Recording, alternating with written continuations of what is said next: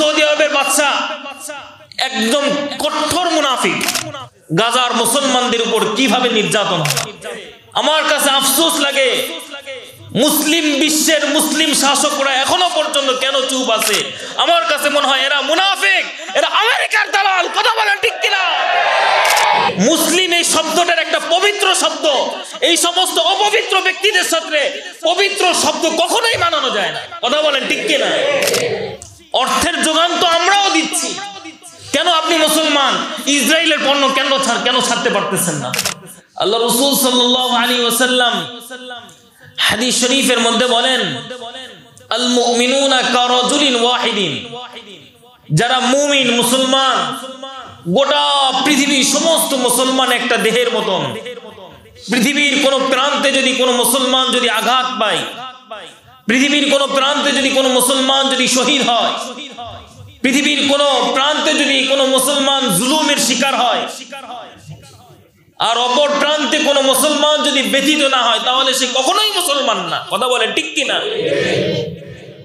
সে কখনোই মুসলমান থাকতে পারে। তখন তার উচিত কি হবে? তখন তার উচিত হলো, প্রথম হলো তার জন্য দোয়া করা। প্রথম কাজ দোয়া করা। যারা জালেম, আল্লাহ পাক যেন তাদেরকে হেদায়েত দান করে। হেদায়েত না থাকলে আল্লাহ পাক যেন তাদেরকে ধ্বংস করে দেয়। আমিন। দ্বিতীয় নাম্বার হলো কাজ প্রতিবাদ করা। আপনি প্রতিবাদ করেন, এটা আপনার ঈমান। অন্ততপক্ষে যদি প্রতিবাদ না করতে পারেন, তাহলে এটা ঈমানের আলামত না। প্রত্যেকটা বছর আমরা এই দৃশ্যটা দেখে আসতেছি, গাজার মুসলমানদের উপর কিভাবে নির্যাতন। কথা বলেন ঠিক কিনা? আজকে নিউজে দেখলাম প্রায় 600 মুসলমান, গাজার মুসলমান শহীদ হয়ে গিয়েছে। আল্লাহ তুমি সবাইকে জান্নাতুল ফিরদাউসের উচ্চ মাকাম পৌঁছায় দাও। আমিন। 1000-এর উপরে মুসলমান তার হসপিটালে আছে। গাজার উপর আক্রমণ চলমান। এই ইসরায়েল, আমেরিকার দালাল মুসলমানদেরকে নিঃস্ব করে দেওয়ার জন্য, শেষ করে দেওয়ার জন্য যেভাবে পায়তারা করতেছে, আমার কাছে আফসোস লাগে মুসলিম বিশ্বের মুসলিম শাসকরা এখনো পর্যন্ত কেন চুপ আছে। আমার কাছে মনে হয় এরা মুনাফিক, এরা আমেরিকার দালাল। কথা বলেন ঠিক কিনা? এরাও আমেরিকার দালাল। আমরা ভাবতাম তুরস্কের প্রেসিডেন্ট রেসেপ তাইয়িপ এরদোগান তিনি একজন হাফেজে কোরআন। নিউজে কি দেখতেছি, তিনিও দালাল। আমরা নিউজ পত্রিকায় কি পাচ্ছি, তিনিও দালাল। তিনি ইসরায়েলকে অস্ত্র দেয়, তেল দেয়, সব ধরনের সহযোগিতা করতেছে। কিন্তু আমরা কি ভাবতাম, হয়তো সে আমাদের পক্ষে। আমরা সৌদি আরবের বাদশা একদম কঠোর মুনাফিক। কথা বলেন ঠিক কিনা? আরব বিশ্বের যত বাদশা আছে, মুসলিম শাসক আছে, এরা তো মুসলিম শাসক না, এরা মুনাফিক শাসক। এদের সাথে মুসলিম শব্দটাও বেমানা। কথা বলেন ঠিক কিনা? মুসলিম এই শব্দটার একটা পবিত্র শব্দ, এই সমস্ত অপবিত্র ব্যক্তিদের সাথে পবিত্র শব্দ কখনোই মানানো যায় না। কথা বলেন ঠিক কিনা? এটা মুনাফিক। এই সমস্ত মুনাফিক শাসক যারা আছে, এটা আসলেই রাসূলের হাদিস, এরা ধ্বংস হয়ে যাবে। এরা কি হবে? ধ্বংস হবে। এদের জন্য ধ্বংস অনিবার্য, কোনো সন্দেহ নাই। আর যারা ইহুদি খ্রিস্টানদের দালালি করতেছে, তারাও ধ্বংস হয়ে যাবে। তারা অবশ্যই ধ্বংস হবে, কোনো সন্দেহ নাই। কিন্তু আজ আমাদের শিশু মারা যেভাবে নির্যাতিত হচ্ছে, শহীদ হচ্ছে, দেখেন এদের থেকে আপনি শিক্ষা গ্রহণ করেন। ছোট্ট কোলের শিশু শহীদ হয়ে যাচ্ছে,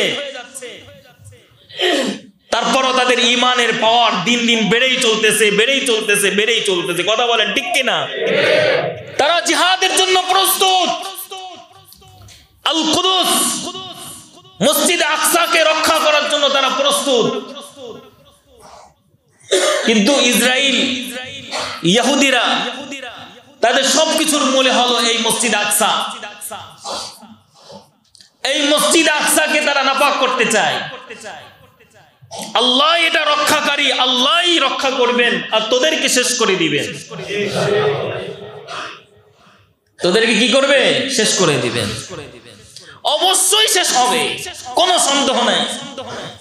বিন্দু পরিমাণ, জাররা পরিমাণ, বালুকণা পরিমাণ কোনো সন্দেহ নাই, তারা ধ্বংস হবেই হবে এবং অচিরেই হবে। কি? অচিরেই হবে।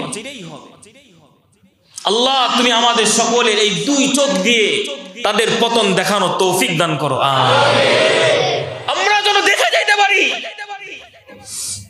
যে এই সমস্ত ইহুদি খ্রিস্টান এই ইসরায়েলদের দাফন হয়েছে, আমরা যেন আল্লাহ এই দুই চোখ দিয়ে দেখে যেতে পারি। এতটুকু পর্যন্ত হায়াত তুমি আমাদের বাড়ায় দাও। এই জুলুমের শেষ কোথায়? সারা বিশ্বের সমস্ত মুসলিম শাসক, মুনাফিক শাসক, তারা চুপ হয়ে আছে, কেউ কোনো কথা বলতেছে না, সবাই নিশ্চুপ।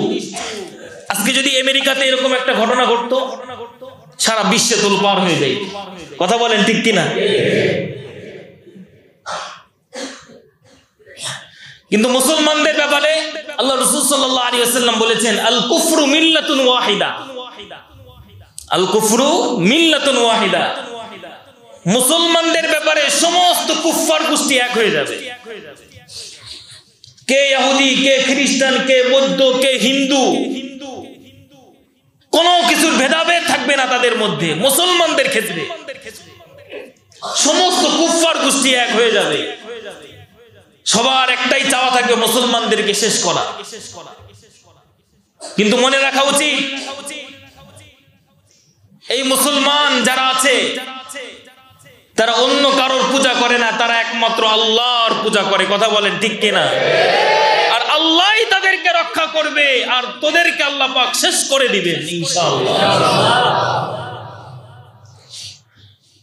এই জন্য আমাদের প্রতিবাদ করা উচিত অন্তর থেকে।